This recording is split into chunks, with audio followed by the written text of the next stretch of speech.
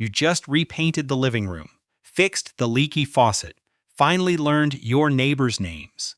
Everything about this place works now, and some part of you is already thinking about leaving, not because anything is wrong, because nothing is. That itch, the one that shows up right when things finally settle, isn't a personality flaw. It isn't restlessness or ingratitude or some modern disorder with a name. It's 100,000 years old. So let's start at the beginning. For most of human existence, staying in one place after things went well wasn't just unusual. It was dangerous. Anthropologist Kim Hill, who spent decades studying the Ache foragers of eastern Paraguay, documented something that surprised even him. Bands would abandon camps that were, by every visible measure, thriving. Good hunting, healthy children, no conflict. They left anyway. Here's the part nobody talks about. Success was the trigger, not the failure. A band that stayed too long in one good spot ran a slow-motion risk game animals learn. After a few weeks of pressure, they get wary, shift their patterns, thin out of the area entirely. Wild tubers and berries get stripped before they can reseed. The very abundance that made a camp feel like paradise was, quietly, a countdown. Archaeologist Robert Kelly, in his survey of forager mobility patterns, calculated that most hunter-gatherer groups relocated every 2 to 6 weeks, not from hardship, from a kind of built-in maintenance schedule for the land itself. Staying still wasn't rest. It was slow depletion, dressed up as comfort. Now here's where it gets personal. That's not just an ecological fact. It's a psychological one, and it never left you. Think about the last time you got genuinely comfortable. A job, a relationship, a routine. Comfortable enough to stop paying close attention. Researchers studying dopamine and novelty have found that the brain's reward response fades the longer an outcome stays predictable and rises again with the anticipation of something new.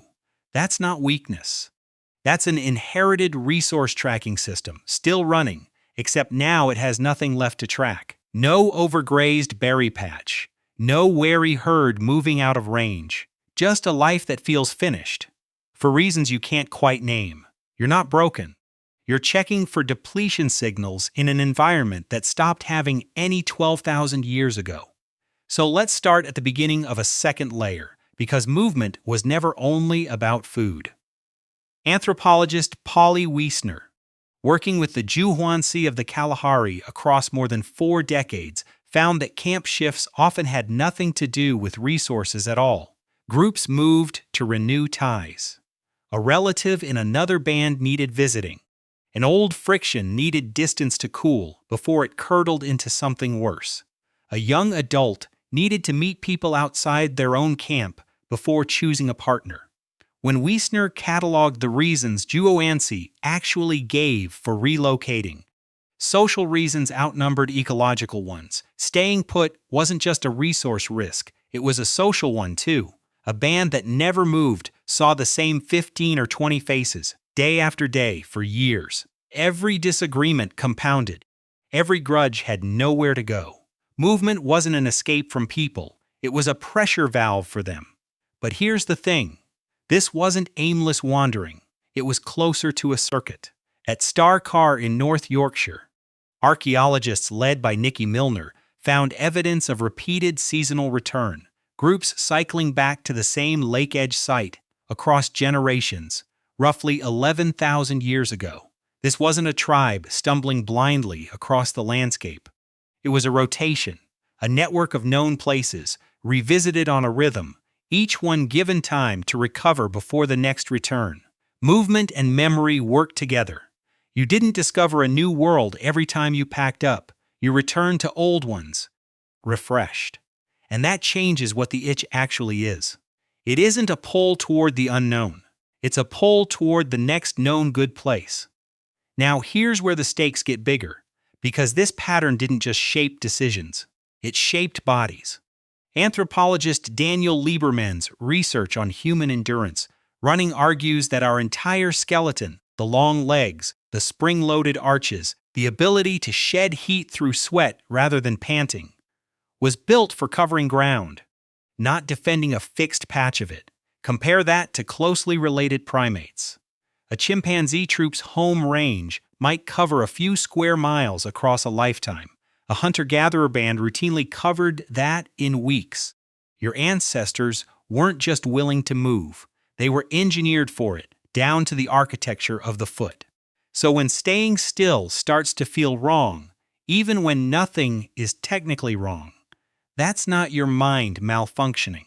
That's roughly 2 million years of skeletal design quietly disagreeing with a lease. Here's the honest exception, though, because not every ancient group moved constantly. At Göbekli Tepe in southeastern Turkey, dated to around 9600 BCE, archaeologist Klaus Schmidt uncovered monumental stone architecture built by people who had not yet adopted farming. That takes semi-permanent settlement, coordinated labor over years, not weeks. But look closer at what made that possible. Göbekli Tepe sat near an unusually dense concentration of wild resources, wild einkorn wheat, migratory gazelle herds, enough natural abundance to temporarily suspend the usual math. The moment that abundance was exceptional enough, staying became viable. The rule didn't break. It got outcompeted for one place, for one stretch of time. Everywhere the resource base was ordinary, the old pattern held. Göbekli Tepe isn't evidence that ancient humans didn't need to move. It's evidence of exactly how rare the conditions had to be for them to stop. And then something changed everything. Agriculture. Around 10 to 12,000 years ago, in the Fertile Crescent and elsewhere, people began staying in one place permanently, and the switch from foraging to farming has been documented through decades of skeletal analysis. Bioarchaeologists studying early farming populations, including work compiled by researchers like Clark Spencer Larson, have repeatedly found the same pattern. Shorter stature, worse dental health, higher rates of infectious disease from living in dense, static settlements surrounded by accumulated waste. Settling down solved the mobility problem. It created almost every other one. You are living, right now, inside the tail end of that trade. 10,000 years is nothing against 2 million years of movement. Your body hasn't caught up. It's still running software written for a species that relocated every few weeks, installed onto a life that might not change zip codes for decades. So what do you do with an itch that old? You probably already answer it without noticing. The urge to rearrange the furniture. The vacation that isn't really about the beach. The new job you take, mostly because the old one, however fine, had gone quiet. None of that is failure to appreciate what you have. It's an ancient system doing exactly what it was built to do, checking a landscape for signs of depletion, in a body that no longer lives on a landscape at all.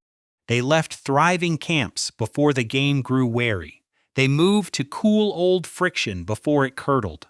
They circled back through known places on a rhythm built across generations.